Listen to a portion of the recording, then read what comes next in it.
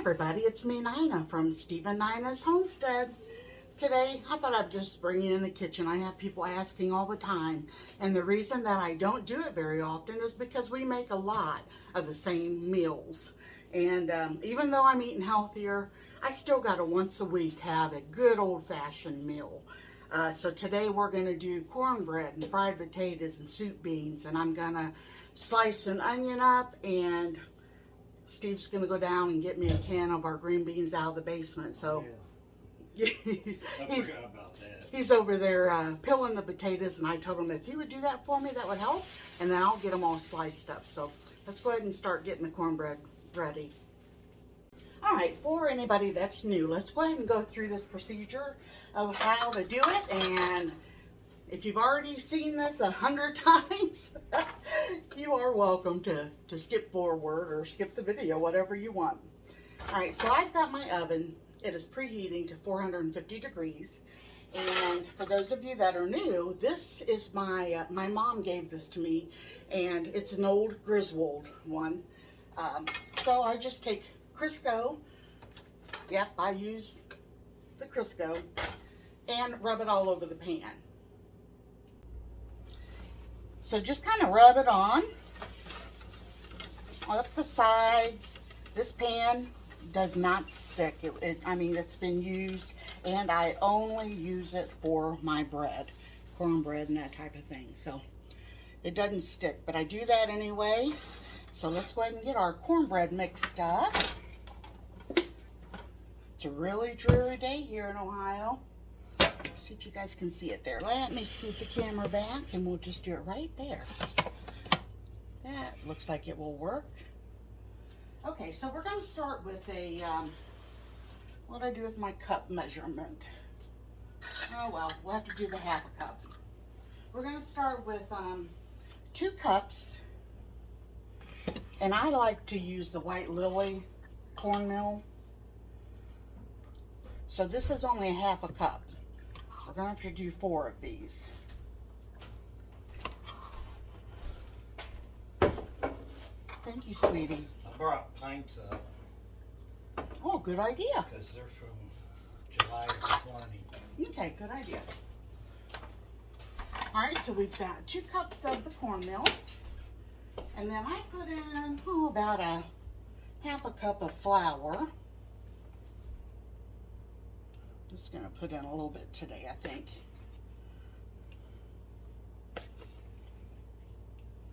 There we go. Okay, into that, I'm going to go ahead and add an egg, and then 1 1/3 cup of milk. Let me pause you. Okay, we've got 1 of our eggs from our chickens, and I think it's a good idea to put it in a separate bowl. Sometimes chickens lay them and they'll have a little bit of blood on them or inside of them. So yep, that one's fine. So I'll go ahead and throw that in there. It's just a kind of a good habit, I think, to get into. And let's add some salt. And we have a cup and a quarter, or a cup and a third of milk. And then we're going to need of oil. I'm going to use just regular vegetable oil. I could have what you can do, which really makes it good, is if you put extra Crisco in your pan, and that way when it starts melting, you can pour the rest of it into your batter. So you can remember that. All right, I'm going to go ahead and put my pan into the oven. I'm going to let that heat up with the oven. And I'm going to go ahead and, like I said, I'm going to use vegetable oil. So we need a 1/3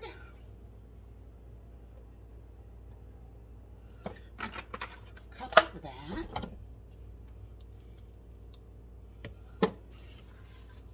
Since I didn't put any extra Crisco in the pan, I won't have anything to pour in the batter. So I'll just do this.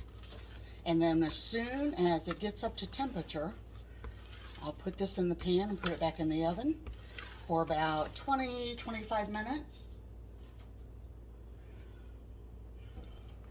And let's get ready with the rest of it. As we know, the food prices, along with everything, is going through the roof. And I apologize if my ring light is shining through my glasses, but it makes the video turn out so much better for you guys. So I just turned it on because it seemed a little dark in here.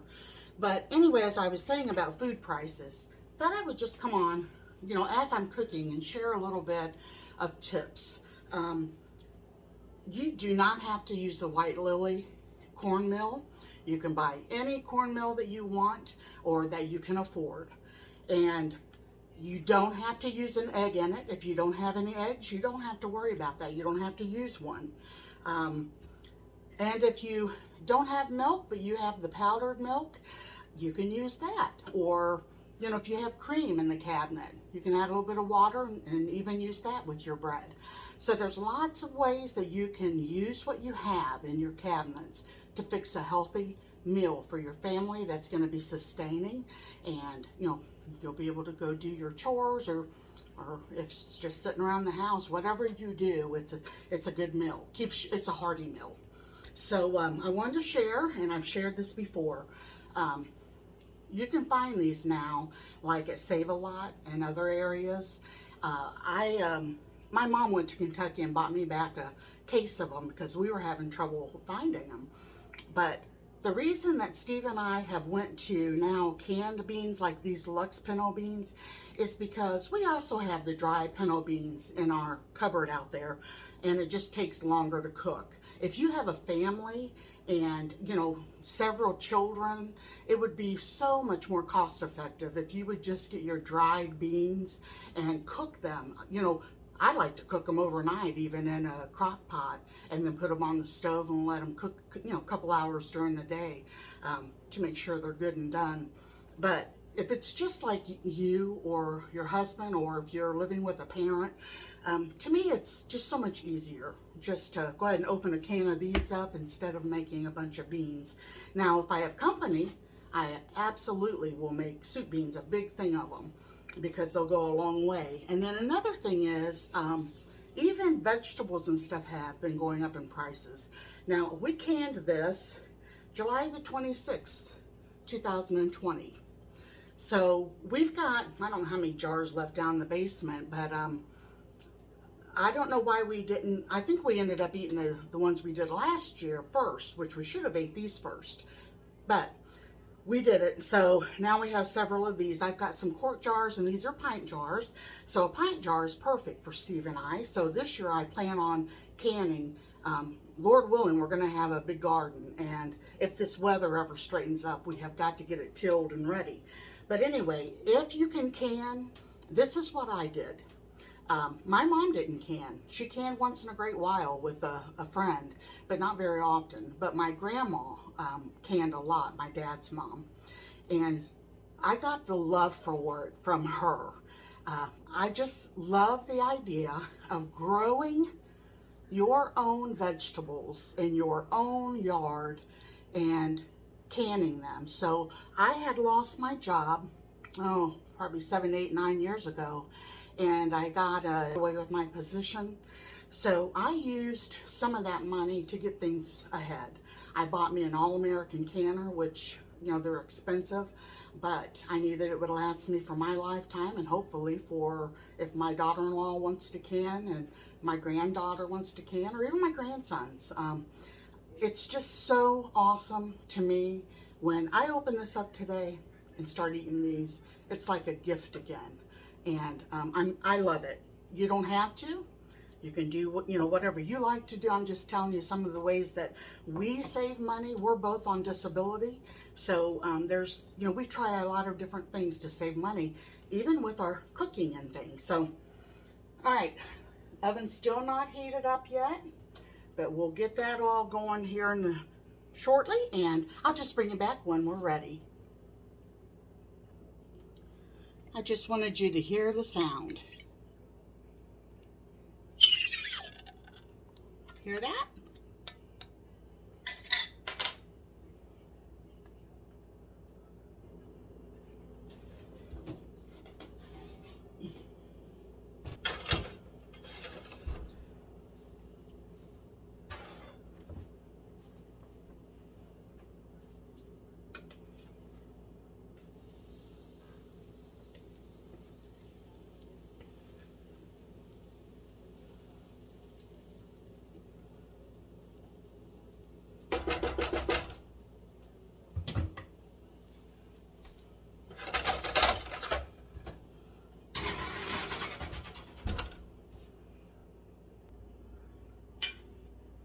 I also want to talk a little bit about potatoes. Now, we bought these potatoes, but this year I want to plant potatoes again. We did it the year before last, and I really liked it. I really enjoyed doing it. I was actually able to do those myself, even with my health problems. I just took it easy and was able to do that. So that kind of gave me a lot of joy. And I'm just slicing up the potatoes. I'll put the camera down so you guys can see the way that I do it. In case there's any young people out there and you're wanting to learn how I do things, I'll share it with you. Okay, let's go ahead and put the camera down. And I've just still got them in a colander thing, but I learned doing all this, of course, from my mom. And you know, when I was young and in school, we had home ec. And in home ec, see how it makes some little slices like that. But in home ec, they taught us girls, and there was a few guys that took it too, but they taught us so much. Now, sometimes you're going to get a rotten spot. So you can actually just cut that out. Nope, that's all bad. I'm going to throw that away. Wipe off my knife. But anyway, they taught us so much. I went to a country school. And in our home ec class, we actually learned how to make noodles and breads and homemade cakes. We learned how to sew. My mom didn't ever sew. We didn't even have a sewing machine. And so I learned how to sew from being in school in home ec. Let's see, we did cake decorating. We did everything. I actually was a film crew, came to our school and did a film, and it was all done with just camera shots. And it was an educational film that they did for the state of Ohio. And my hands, they actually wanted my hands, well, they were real pretty back then. I was thin and my nails were a little bit longer, and I had, I was chopping some type of nuts. I don't even remember, but I had this hand on a big knife and this hand here, and I was just chopping, and then they took the pictures and they used that in their video, and I thought that was really cool that they did that. But yeah, there's since we don't have, I don't know about your guys' schools, but our schools don't have home ec anymore. I think it's a shame, because I know kids might not want to learn, but they could learn so much. We learned how to plan gardens. We had to do it on a Grail paper and plan out a garden area. They showed us how, using that same type of paper, how to arrange a house, you know, like a living room, and things that come, I guess, are common sense for a lot of people. They're not always common sense for everyone.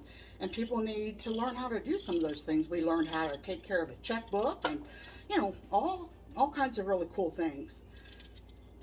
I think they need more programs like that, especially the way the world is getting now, you know. It's not a bad idea, in my opinion, to learn all you can to be self-sufficient, or at least be able, you know, to throw together a good meal for your family. And I know growing up, we ate a lot of fried potatoes, or really any type of potato, but most of the time fried potatoes, and cornbread, or soup bean. We just ate a lot of that.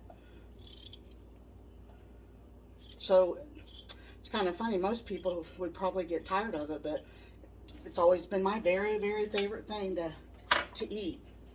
So even though I'm on a program of eating healthy, I have to have stuff like this once in a while. I just don't feel like I've been, just don't feel like I've eaten if I don't. And once again, I'm gonna get out my Crisco, and that's what I'm going to fry my potatoes up in. My opinion, it makes the best potatoes. Crispy, just yummy. So I got it up a little high. We'll let that melt.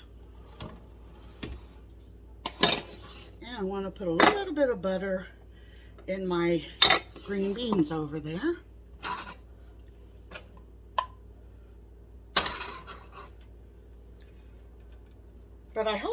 you know, what I'm telling you guys will be helpful to someone. And even if you're older and you know how to do all this stuff, why don't you share this video with maybe some of your family or someone that has young girls that are still, you know, they're still old-fashioned girls like how I grew up, that, you know, like to learn how to do things, and maybe they weren't raised in a house where their parents, you know, cooked a lot of old-fashioned meals. So share this video if you want to with people that you know would enjoy. Now I know it looks like there's a lot of grease, but those potatoes will soak up a lot of it. Actually, I can probably take out some of it that's not melted yet. You can always put more in, right? Okay, that's ready, and we will put our potatoes in there. Let's wait a couple minutes, let that heat up a little bit more.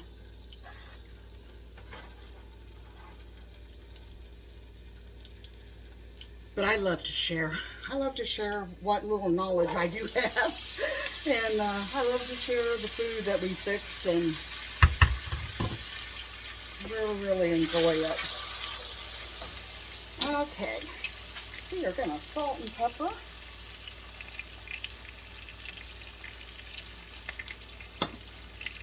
Steve likes a lot of pepper. I can always add some more.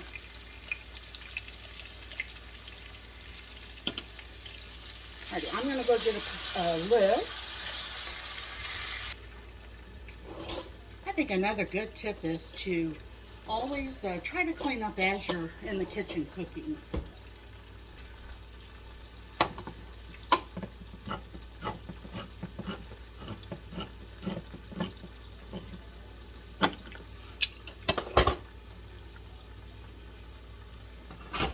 We're gonna fix 1 can of those, since it's just Steve and I, and there'll probably be leftovers from this stuff.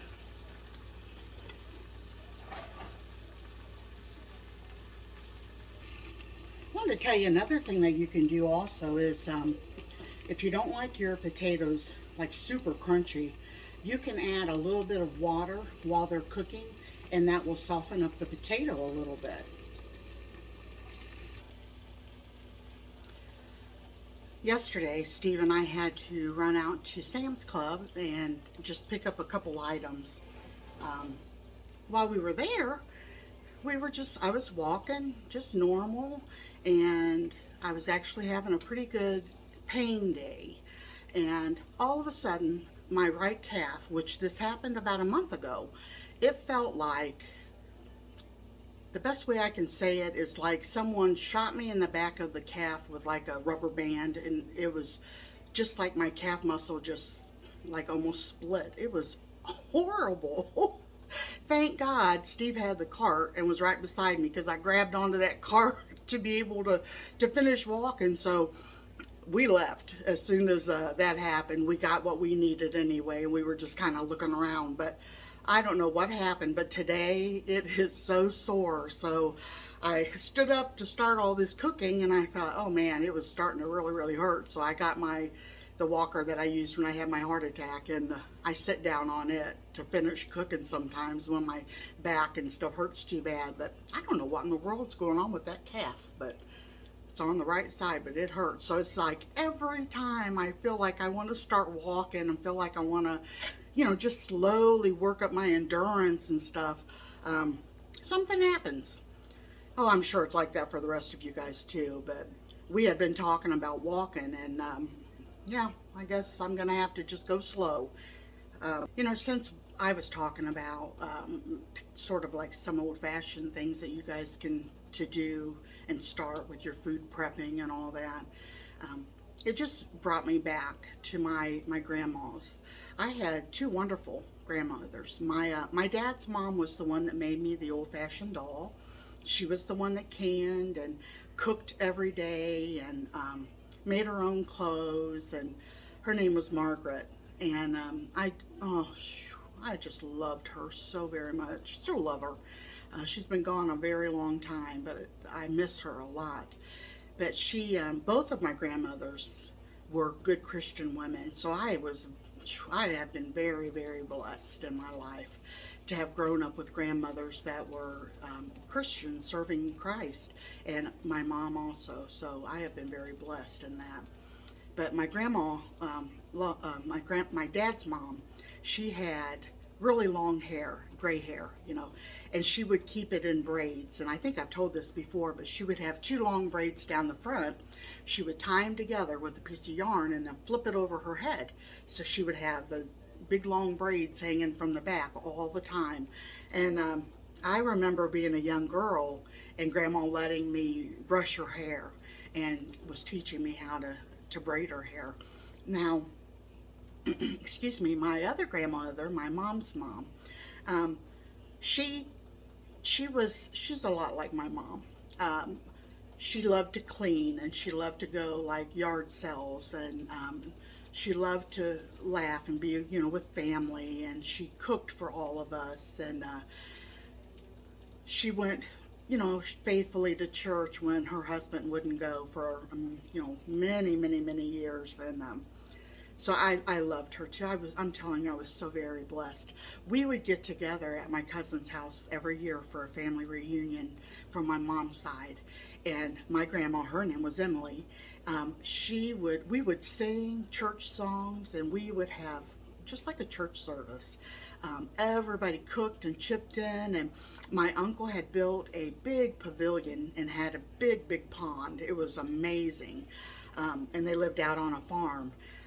We had the best times ever, and it seemed like, when Grandma and Grandpa passed, things changed. They sold the farm and they moved, and I think they're now in Florida. But yeah, I'm just thankful that I was blessed enough to have that type of closeness with my family. It was wonderful. We all enjoyed it. My son was, let's see, how old was he? About 9 years old, I think, when one of the last ones that they had. And they had a couple golf carts that they drove around because they owned a lot of land. And my uncle would go around in the huge pond, and he would feed the fish so many times a day. So he let my son Levi get on that cart, and Levi, of course, he didn't know. He didn't know nothing about those things. And he ended up driving into the pond. Well, thank the good Lord, it was on the side that was not super deep. And I would have had a heart attack because I was very protective over him. I guess I probably still am. He's 35 years old. I still fret and worry about him, but he will tell you too, those were probably some of the best days of his life. So I'm so thankful, he was born of an age where he can remember how great we had a ton of people, ton of family. And I have a lot of cousins. Now, I haven't seen a lot of them for a long time, but looking back at pictures and videos, some people have videos, and it thrills me. I can't even hardly talk about it without getting choked up. It thrills me. And yummy, look at that cornbread. Oh, Steve's got his plate. It all looks good. Going to go in here and eat it. Enjoy, sweetie. Yeah, I got to get me a big glass of cold milk too. Ooh, yeah. I like my cornbread mixed with my soup beans, is what we call them. So I'm going to go ahead in there and eat and enjoy my dinner. And I hope that you guys have had a blessed day. And I will talk to you on the next video. Bye-bye.